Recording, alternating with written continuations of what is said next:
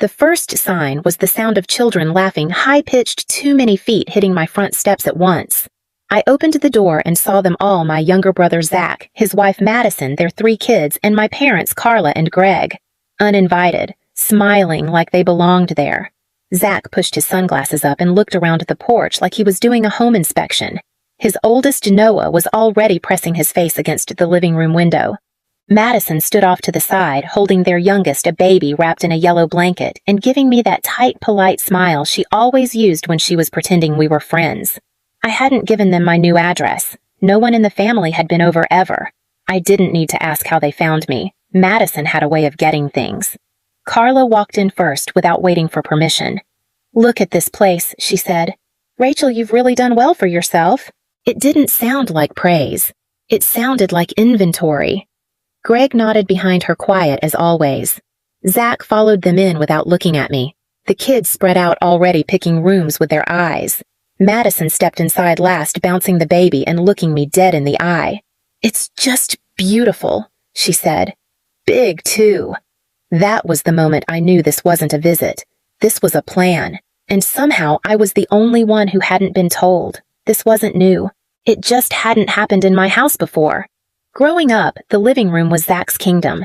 3 years younger than me, but always louder, always messier, always forgiven. He broke the TV remote once, throwing it at my head. I got grounded for yelling. Mom Carla said I was too sensitive. Dad Greg just stared out the window like he couldn't hear either of us. When I turned 11, I started doing the laundry. By 13, I was packing lunches for both of us in the morning, setting his backpack out by the door so he wouldn't forget it. If I didn't, Mom would scold me for not helping the family. Zach got a Nintendo for his birthday when he turned 8. I got a cake from the grocery store and a card signed, "Love all of us." No names. He was the golden child, and they didn't try to hide it. Carla loved introducing him to neighbors as our brilliant little athlete. I was Rachel. She's quiet into computers or something. When I brought home my first A in calculus, no one noticed.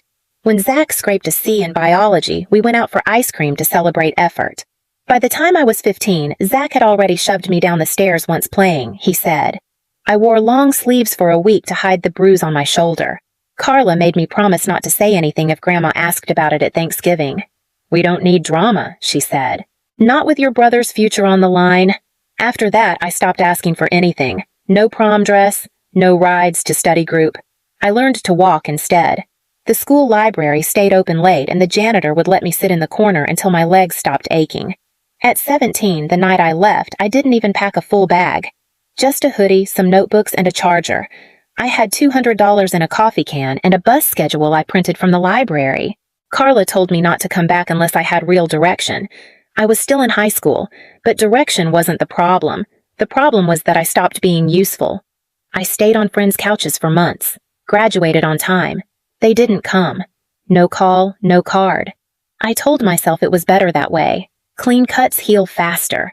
After that, I never went back for holidays. No 4th of July barbecues. No Christmas stockings. If they noticed, they didn't say. Or maybe they just liked it better with one less place at the table. Zach got married at 22. I wasn't invited. I saw photos posted online.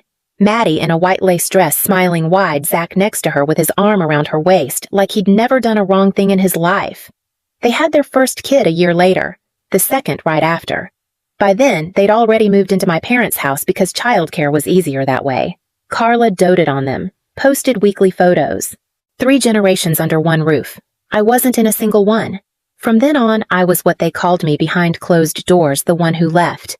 The one who didn't understand what family meant. The one who made her own bed, so let her lie in it. I had, for years. But it wasn't a bed I was worried about anymore. It was the foundation underneath it. In the spring of 2020, the world shut down, and so did my lease. My job was the first to go. I'd worked as a QA contractor for a logistics software firm. No severance, just a form email and a final paycheck that barely covered the month. My roommate lasted 2 weeks longer before packing up and heading back to her parents' place in Michigan. I didn't have that option. The condo we'd been renting was too expensive for me alone. I sold most of what I had: furniture monitors, a full-length mirror I loved, just to make rent that last month. Then I stopped sleeping inside. There wasn't much left to hold on to. What I did have was my truck. A beat-up silver Ford with more dents than paint, and a camper I bought second-hand on a whim 3 years prior, $1, $200 cash, still had the receipt. I'd told myself I might go camping one day. I never did. Instead, I bolted the camper to the truck bed, swept out the dust, and made it livable barely. Foam mattress, one small fridge, and a plastic bin of clothes. I parked behind a strip mall on my first night. Streetlights kept blinking overhead. A group of teens skated by after midnight. One threw an empty can at my tailgate. I didn't sleep, just laid there, palms flat against the inside wall, listening for footsteps. The next day, I called my parents, told them the truth. Job gone, lease ended, just needed a driveway to park in for a while. Carla didn't hesitate. "That's not going to work for us," she said. "We've got the kids here, it's too crowded." Zach got on the phone next. "If you want to park here," he said, "you're going to pay rent." The number he named was almost double what a lot nearby would have charged. I didn't argue, just hung up. After that, it was parking lots. Grocery stores, abandoned office parks, a side street near the river. I found outlets on the back of laundromats to charge my batteries. Used solar when I could. Showered at the gym, or if that didn't work, used the public sink in a 24-hour gas station. I kept my mail at a friend's apartment. Ate canned soup cold more times than I care to count. Once in July, the fridge failed overnight and ruined everything I had. When I finally found a warehouse job in a neighboring city, I offered to take night shifts. No commute. I lived in the back lot. The owner looked the other way. "You show up on time," he said. "That's more than most." He let me use the water tap and a spare outlet by the generator. Even cleared out space so I could unhook the camper and drive the truck during the day. It wasn't comfort, but it was stability. And after the year I'd had, that counted for everything. 2 winters passed like that. I never told my parents where I was. Didn't send updates. Didn't ask them to care. And they didn't. It was about 3 weeks after I posted a photo of my new house, just the porch steps, my hand holding the keys. No caption, just a single word, home. I didn't give anyone the address. But one evening, just after I'd finished setting up my camper in the backyard, half habit, half insurance, I heard a knock. Then another. Then the door opened without waiting for me. They came in like it was a Sunday open house. Carla first, of course, with a Tupperware of something she claimed was for me.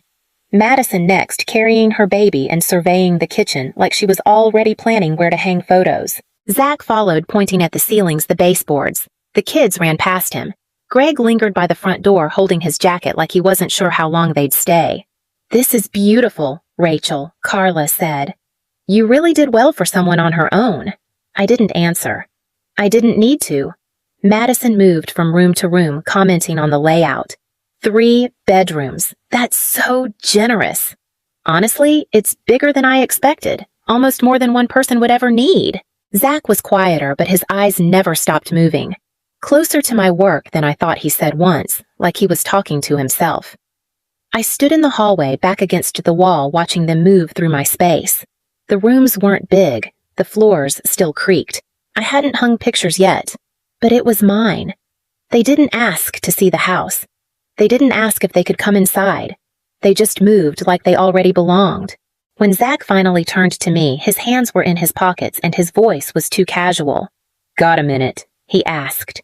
The others all stepped outside too quickly. Carla herding the kids. Madison still holding the baby, humming under her breath. Greg looked at me once before turning away. I followed Zach into the kitchen. He leaned against the counter like it was his. "This place," he said, "it's really something. But you know it's too much, right?" He paused, looked at me, then kept going. "I mean, you've got the camper already. You know how to live light. And we've got the baby and another on the way. Plus, this is 15 minutes from my job." I didn't speak. "So I was thinking Maddie and I, the kids, we could move in here, just until we get on our feet. You could set up the camper in the backyard again like before. You're used to it." He smiled like it was a done deal. Like it made sense to everyone but me. And still, I said nothing. Because deep down, I'd always known they'd come. Just never thought they'd be this bold. 3 days passed in silence after that conversation in the kitchen. They left that night with vague goodbyes and too many lingering glances. I didn't hear from any of them after. Then Friday came. I pulled into my driveway just after 6, takeout in the passenger seat, keys in hand, and saw the moving truck before I saw anything else. It was backed up almost to the porch. Zach's van parked beside it. The front door was wide open. Boxes were stacked in the entryway. Children's toys on the floor. I could hear the television from the street, some cartoon playing at full volume. Zach stepped out with a lamp in his hands. He didn't flinch, just nodded like I was the one who was late. Madison appeared behind him holding the baby. She grinned. "It's happening," she said sweetly. "We're so glad you're letting us stay." She turned toward the living room before I could speak. I didn't go inside. I walked back to my truck, locked the doors, and called the police. While the phone rang, I cracked the window just enough to breathe. That's when Madison came up to the glass, tapped twice with her fingernail. "You don't have to do this," she said. "Just let it happen. It's better for the kids." Then quieter with a tilt of the head. "Your mom said it's okay. And you always listen to her, don't you?" The 911 operator came on. I gave my name, the address, told them my house was being taken without my consent. When the officers arrived, Madison tried to charm them. Zach stayed inside, pretending to be busy assembling a crib. I walked them through what happened, showed my driver's license, the deed, even pointed out the broken front lock, its core drilled out, and the old brass knob tossed on the porch like trash. The drill they used was still sitting there, plugged into an extension cord. The officers knocked. Zach opened the door holding a stack of papers. "A lease," he said. "We have a lease." I took it from him. My name was there.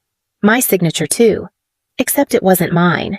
I held it next to my ID, let the officer see how the two didn't match. The loops, the slant, even the misspelling in my middle name. I looked at Zach. "This is fraud." His mouth opened, then closed again. Behind him, Maddie's voice rose, trying to say something about doing it for the children, for the future, for family. The officer asked them both to step outside. That's when my parents showed up. Carla in full posture. Greg just behind her, hands shoved deep in his pockets. She walked straight toward the police and said with perfect clarity, "My daughter agreed to this." I didn't turn to her. I just handed the fake lease to the officer and said loud enough for all of them to hear. "This isn't just a lie, it's a felony. And if one more person walks into this house like they own it, I'll press charges." Madison broke first. She tore the lease in half, then into quarters, then into shreds. Tossed them like confetti onto the porch. The wind carried some into the yard. One of the officers told her to pick them up. Zach said nothing. Carla didn't cry this time. She just looked at me, jaw clenched. "You're being cruel," she said. I looked back at her steady. "No, I'm being clear." The officers asked them all to leave the property immediately, and for once they did quiet with no more pleading. But I knew that wasn't the end. People like them never leave with the door closed. They leave with it slightly ajar, waiting to come back. Christmas Eve came with freezing rain and the smell of cinnamon from my aunt's pie. I'd invited 10 people. Half were cousins I hadn't seen in years. The rest my uncle, his wife, 2 old college friends came from out of state.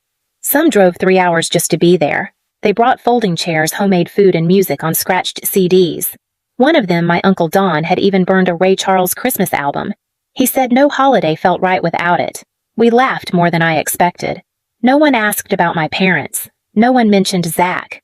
They'd all read the post months earlier before I locked down my profile, and none of them had questioned it. Around 8 p.m., the door opened. I hadn't invited them.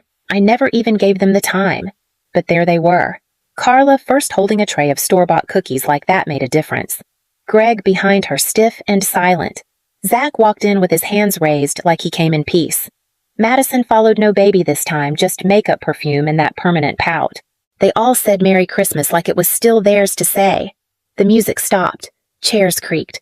My cousin Lauren stood up slowly, arms crossed. Uncle Don looked at me, waiting. I didn't say anything. Then he turned to Carla. "You weren't invited," he said. Carla smiled. "We came to make amends." Don didn't move. "No. You came to be seen. That's different." The room stayed still. Madison tried to explain about the kids, about space, about not meaning to cause trouble. Her voice rose with each word until she was talking over herself. Then came the tears. She dropped into one of the chairs, hands covering her face, crying loud enough for the baby to hear from another zip code. She kept saying how unfair it was that a woman with 4 kids has to live in a crowded house while someone with none gets all this. I stayed standing, arms at my sides. Madison looked up, tear-streaked and shaking. "You don't even have a family, Rachel." "And we do." Behind her, Zach stared at the carpet. Carla looked ready to defend her, but my aunt beat her to it. You had a family, she said to Carla sharp. You had 2 children, but you made one disappear. Carla blinked. You erased her, my aunt continued. When she needed you, you laughed, and now that she doesn't, you come bearing cookies. No one replied. Zach shifted his weight, tried to speak, but Don cut him off. You tried to steal her house, he said. That's not a misunderstanding. That's theft. The last voice came from the hallway. My grandmother. Thin, small, barely heard, all evening said softly, I saw the lease. I saw the broken lock, and I saw the photos from the years you left her out. She looked at me then. You don't owe them forgiveness. I nodded once. That was it. No screaming, no storming. Just silence, so thick it swallowed the room. Carla stepped back first. She left the cookies on the counter. Madison wiped her face and followed. Zach didn't look up once. Greg lingered. He opened the door last. Merry Christmas, he said, but it didn't sound like he meant it. We didn't answer. They didn't try to come back inside after that. The door closed. The music resumed soft, hesitant at first, like the room had to remember how to be warm again. Someone turned Ray Charles back on. The lights flickered as the heater kicked in. No one mentioned what just happened. We passed plates, refolded napkins. My friend Sarah poured wine for the table like we hadn't just watched a family unravel. Later, I stepped outside with a blanket wrapped around my shoulders. The yard was quiet. A few guests had started claiming sleeping bags in the camper, curious to see how I'd lived. One cousin said it reminded him of being a kid again. He meant it kindly. I stayed on the porch for a while, letting the cold hit my face. They had come into my house with smiles as if they hadn't tried to take it. They left with cookies and pity parties, and not one of them said they were sorry. Maybe they never would. That was the thing about people like them. They didn't believe in consequences, only inconveniences. And being told no was always the worst kind. Inside, someone laughed. I heard the sound of forks on plates of kids sneaking second helpings of dessert. The kind of normal noise I'd never heard in my parents' house unless Zach was the one being celebrated. I didn't go back in right away. I just stood on the porch, held the blanket tight, and said it quietly out loud to no one. I was there. They just didn't see me. Christmas morning came quiet. The house still smelled like cinnamon and coffee. Someone had already started a second pot. I stepped over folded blankets, empty wine glasses, a half-finished plate of pie. The kind of mess that meant people felt safe here. Outside, frost glazed the truck. The camper sat just beyond the fence line, pale in the winter light. A cousin had slept out there. She'd left the curtain half open, and I could see a folded quilt on the bench seat. Neat. Respectful. I walked around the side yard, ran a hand across the aluminum siding. The same camper I'd once cried inside, teeth clenched, whispering that I would never beg again. I didn't. I passed the spot where Zach had parked the moving truck. Grass still dead in the shape of its tires. A single zip tie lay in the dirt, probably from one of the boxes he'd never unpacked. Nothing stolen, nothing broken. Just a plan that failed. Before going back in, I paused at the porch. The front light was still on. I hadn't turned it off. They said I didn't have a family, but last night, 10 people stayed in my home, shared food-washed dishes, told old stories. No one cried in the hallway. No one threw anything. No one asked me to leave. I stood at the door, then reached up and flipped the porch light off. No need to leave it on for anyone anymore.